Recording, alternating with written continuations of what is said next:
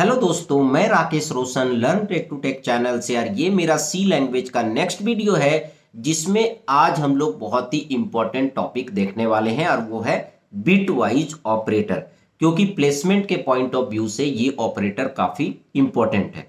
तो यहाँ पर हम लोग बिट वाइज ऑपरेटर को कैसे सी लैंग्वेज में यूज करेंगे और किस तरीके से बिट वाइज ऑपरेटर काम करता है उसको हम लोग डिटेल में देखेंगे प्रैक्टिकली। तो चलिए इस वीडियो को स्टार्ट करने से पहले जस्ट मैं आपसे रिक्वेस्ट करता हूं कि अगर अभी तक आपने मेरे चैनल को सब्सक्राइब नहीं कर रखा तो सब्सक्राइब कर लें और बगल में जो बेल है उसे जरूर क्लिक करें जिससे मेरे जितने भी नए वीडियोस हैं उनके नोटिफिकेशन आपको मिलता रहे। तो चलिए स्टार्ट करते हैं। तो दोस्तों यहाँ पर आप देख सकते हैं मैंने बिट वाइज ऑपरेटर्स लिख रखे हैं। ठीक है, जैसे यहाँ पर एम्परसेंड यूज होता है बिट वाइज एंड के लिए, यहाँ पर पाइप यूज होता है बिट वाइज और के लिए, यहाँ पर डबल ग्रेटर देन यूज होता है बिट वाइज राइट शिफ्ट के लिए, यहाँ पर डबल लेस देन यूज होता है बिट वाइज लेफ्ट शिफ्ट के लिए, यहाँ पर टिल्ड यूज होता है बिट वाइज कॉम्प्लीमेंट के लिए और यहाँ पर कैरेट यूज होता है बिट वाइज एक्सोर के लिए। अब आप सोच रहे होंगे कि सर हर ऑपरेटर के साथ आप बिट वाइज क्यों बोल रहे हैं, क्यों ऐसे बोल रहे हैं कि bit wise and bit wise और? क्योंकि यहां पर ये जो एंड और ऑपरेटर अप्लाई होता है वो बिट वाइज अप्लाई होता है। जैसे अगर आप लिखेंगे 10 एंड 12 तो वो डायरेक्ट अप्लाई नहीं होगा, पहले 10 को जो है बाइनरी में चेंज करेगा, 12 को बाइनरी में चेंज करेगा और दोनों के एक एक बिट पे जो है एंड और जो भी ऑपरेटर है वो अप्लाई किया जाएगा। तो आप देख सकते हैं यहाँ पर मैंने ऑलरेडी एक छोटा सा प्रोग्राम लिख रखा है जिसमें हमने सारे बिट वाइज ऑपरेटर्स को यूज किया है। यहाँ पर x का वैल्यू 12 है और y का वैल्यू 15 है। अब यहाँ पर मैं आउटपुट दिखा रहा हूँ x एंड y का। यहाँ पर ध्यान रखिएगा कि अगर सिंगल एम्परसेंड है तो उसका मतलब वो बिट वाइज एंड है, अगर डबल एम्परसेंड है तो इसका मतलब वो लॉजिकल एंड है। ठीक है, यहाँ पर एक्स वाई के ऊपर बिट वाइज और ऑपरेटर अप्लाई किया गया है, उसी तरह ये जो है राइट शिफ्ट है, ये लेफ्ट शिफ्ट है, ये जो है कॉम्प्लीमेंट है और ये जो है एक्सोर है। ठीक है, तो चलिए सबसे पहले तो देखते हैं कि इसका आउटपुट क्या आ रहा है। ठीक है, और उसके बाद हम लोग समझेंगे तो ज़्यादा अच्छे तरीके से समझ में आएगा।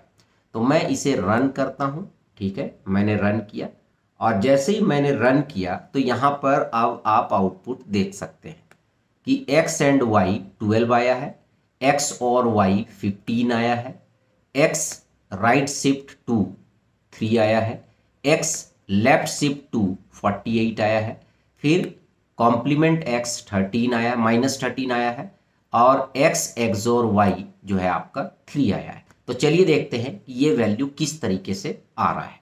तो दोस्तों यहाँ पर आप देख सकते हैं हमने x का वैल्यू 12 लिया है और y का वैल्यू 15 लिया है। तो चलिए देखते हैं कि कैसे ये जो आउटपुट है वो आ रहा है। ठीक है, तो यहाँ पर x का वैल्यू 12 है और y का वैल्यू 15 है। ठीक है, तो हम लोग एक एक करके देखते हैं। तो x का वैल्यू 12 है, y का वैल्यू 15 है, तो इसका मतलब क्या है कि x का बाइनरी नंबर क्या हो जाएगा 1100 और y का बाइनरी नंबर क्या हो जाएगा, अगर आप देखिएगा तो 1111 है ना, सारे 1 हो जाएंगे, 15 का मतलब होता है। ठीक है, तो ये आपका वैल्यू आ गया। ठीक है, अगर आपको जो है डेसिमल से बाइनरी कन्वर्ट करना नहीं आता है तो बहुत सारे वीडियो है, आप देख लीजिएगा, मेरे चैनल में भी वीडियो है नंबर सिस्टम का। ठीक है, अब इसके ऊपर सबसे पहले देखते हैं कि x एंड y किस तरीके से अप्लाई हो रहा है। तो यहाँ पर क्या है 1100 1111, तो 1100 1111, तो इसके ऊपर क्या अप्लाई हो रहा है एंड ऑपरेटर। तो एंड में क्या होता है, दोनों 1 होने पे ही 1 होता है, अदरवाइज 0 होता है। तो ये 0 हो जाएगा, ये 0 हो जाएगा, ये 1 होगा और ये 1 होगा। ठीक है, तो इसको आप डेसिमल में चेंज करेंगे तो क्या आएगा 12। तो यहाँ पर आप देख सकते हैं आउटपुट क्या आया है 12 आया। तो इस तरीके से bit wise and operator calculate करता है। अब चलिए हम लोग देखते हैं और ऑपरेटर। तो और ऑपरेटर के लिए मैं क्या करता हूँ, इसको यहाँ से रिमूव कर देता हूँ। ठीक है, और अब मैं अप्लाई करूँगा और ऑपरेटर। ठीक है, ये और ऑपरेटर है। तो और में क्या होता है, अगर एक भी 1 है तो आपका वैल्यू 1 होगा, तो इसका मतलब ये 1 हो जाएगा, ये 1 हो जाएगा, ये भी 1 हो जाएगा और ये भी 1 हो जाएगा। तो आपका आंसर क्या आ गया 15। तो आप देख सकते हैं यहाँ पर आउटपुट क्या आ रहा है 15 आ रहा है।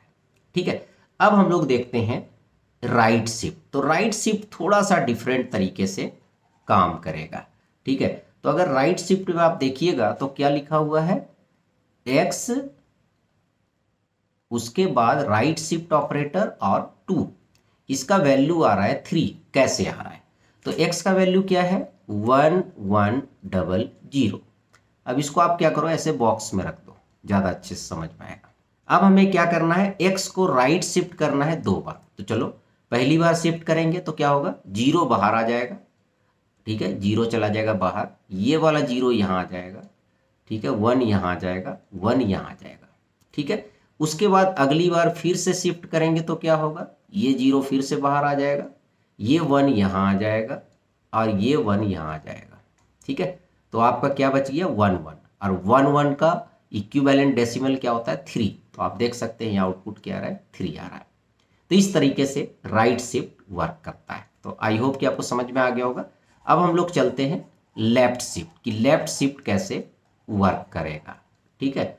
तो यहाँ पर लेफ्ट शिफ्ट के लिए आपने लिखा है x डबल लेस देन 2, और इसका वैल्यू यहाँ पर क्या आ रहा है आउटपुट 48। तो चलिए देखते हैं कैसे 48 आ रहा है। तो फिर से हम इसी तरीके से बॉक्स बनाते हैं 1 1 0 0। अब हमें राइट शिफ्ट करना है 2 बार, ठीक है। तो पहले हम क्या करते हैं, x का बाइनरी इक्विवेलेंट लिख लेते हैं 1 1 0 0, इसको बॉक्स में डाल देते हैं, है ना। अब हमें क्या करना है, लेफ्ट शिफ्ट करना है, ठीक है। कितनी बार, 2 बार लेफ्ट शिफ्ट करना है। तो क्या है कि जब आप राइट शिफ्ट कर रहे थे तो इधर कोई भी जगह नहीं होता है, तो जो बिट्स होते हैं वो ड्रॉप हो जाता है। पर इसके पीछे बहुत सारी जगह है, क्योंकि आपने इंटेजर वेरिएबल लिया है। तो इंटेजर वेरिएबल का साइज क्या होता है 4 बाइट, मतलब 32 बिट, और यहाँ पर केवल 4 बिट है। तो इसका मतलब इधर बहुत सारे जगह आपके खाली हैं, ठीक है, और 0 0 है। तो इसको अगर आप 2 बार शिफ्ट करेंगे तो क्या होगा कि यहाँ पर 2 0 एक्स्ट्रा आ जाएगा और ये 0 यहाँ आ जाएगा, ठीक है, 2 छोड़ के। फिर यहाँ पर ये 0 जो है इधर आ जाएगा और ये 1 जो है इधर आ जाएगा और ये 1 जो है इधर आ जाएगा। मतलब ये शिफ्ट हो जाएगा, ये 1 1 0 0 यहाँ पर शिफ्ट हो जाएगा, और इधर जब आप ये लेफ्ट शिफ्ट करेंगे तो इधर का 2 जगह खाली हो जाएगा। तो जो जगह खाली होगा वहां पर क्या आ जाएगा 0 0। अब इसका डेसिमल इक्विवेलेंट क्या होगा 0 1 2 3 4 5। तो 5 मीन्स 32 और 1 16, तो दैट इज 48। तो इसका वैल्यू 48 आ रहा है, ठीक है। तो अब आपको समझ में आ गया कैसे लेफ्ट शिफ्ट और राइट शिफ्ट काम करता है। पर यहाँ पर एक शॉर्टकट तरीका भी मैं आपको बता देता हूँ, क्योंकि जब प्लेसमेंट में पूछा जाएगा तो ये पॉसिबल नहीं है कि इतना हम कैलकुलेट करेंगे। तो जैसे यहाँ पर x double greater than 2 equal to 3 कैसे आया, यहाँ पर क्या होता है जब आप राइट शिफ्ट करते हैं तो आपका नंबर जो है हाफ हो जाता है एक शिफ्ट में। तो x का वैल्यू 12 है, ठीक है। तो पहले शिफ्ट में हाफ हो गया तो क्या हो गया 6, फिर सेकेंड शिफ्ट में फिर से हाफ हो गया तो क्या हो गया 3, ठीक है। तो इसलिए यहाँ पर 3 आ रहा है। अगर पॉइंट में आ रहा है तो आप पॉइंट को डिस्कार्ड कर दीजिएगा। जैसे सपोज दैट मान लीजिए आप कर रहे हैं y डबल शिफ्ट 2, ठीक है। तो y का वैल्यू क्या है 15 है, तो क्या होगा यहाँ पर 15/2, पहले इसका आधा होगा तो क्या आएगा 7, ठीक है, 7.5 नहीं लिखना है। उसके बाद फिर इसका आधा करेंगे तो 3.5, ठीक है, तो यहाँ पर 3 आएगा। तो इसका भी रिजल्ट क्या आएगा 3 आएगा, ठीक है। अब यहाँ पर ये तो हो गया राइट शिफ्ट का। तो लेफ्ट शिफ्ट में क्या होगा, तो राइट शिफ्ट में आधा हो रहा है, ठीक है, तो लेफ्ट शिफ्ट में क्या हो जाएगा डबल हो जाएगा। तो यहाँ पर आप देख सकते हैं x को 2 बार आप लेफ्ट शिफ्ट कर रहे हैं तो क्या आ रहा है 48। तो x का वैल्यू क्या है 12, है ना, x का वैल्यू क्या है 12। तो पहली बार आपने लेफ्ट शिफ्ट किया, ठीक है, तो 12 × 2 24 हो गया। अगली बार फिर आपने लेफ्ट शिफ्ट किया तो फिर डबल हो गया 48। तो ये इसका आंसर है। अगर सपोज डेट यहाँ पर 2 की जगह आप 3 लिख देंगे तो इसका डबल हो जाएगा, फिर मतलब यहाँ पर 96 इसका आंसर आएगा। तो इस तरीके से ये काम करता है, ठीक है। तो ये शॉर्टकट तरीका है, क्योंकि उस केस में आपको ये बाइनरी वगैरह निकाल के दिखाने की जरूरत नहीं है, ठीक है। आप तुरंत जो है क्विकली आप बता सकते हैं कि इसका आंसर क्या होगा। अब यहाँ पर टिल्ड साइन क्या करता है, जैसे आपने टिल्ड x लिखा तो इसका आउटपुट आ रहा है -13। क्यों, तो यहाँ पर जब आप टिल्ड साइन लगाते हैं तो अगर x का वैल्यू n होता है तो ये आउटपुट में -n+1 देता है, क्योंकि ये बिट वाइज कॉम्प्लीमेंट है। अगर इसको आप बिल्कुल बाइनरी में जाके कैलकुलेट करेंगे तो बहुत लेंदी प्रोसेस है। तो सिंपल फॉर्मूला है, अगर आपने टिल्ड साइन और एक्स लिखा है और x का वैल्यू 12 है तो आंसर आएगा -30, मतलब -12 + 1। ठीक है, अगर मान लीजिए x का वैल्यू 20 है तो इसका आंसर आएगा -21। नंबर जो है एक बढ़ जाएगा और माइनस आ जाएगा, तो इसको बोला जाता है बिट वाइज कॉम्प्लीमेंट। ठीक है, तो आई होप कि अब आपको समझ में आ गया होगा बिट वाइज कॉम्प्लीमेंट क्या होता है। अब बिट वाइज जो एक्सोर है वो भी कुछ एंड और की तरह ही काम करता है। जैसे यहाँ पर x एक्सोर y है, तो x का वैल्यू क्या है 1100 और y का वैल्यू क्या है 1111।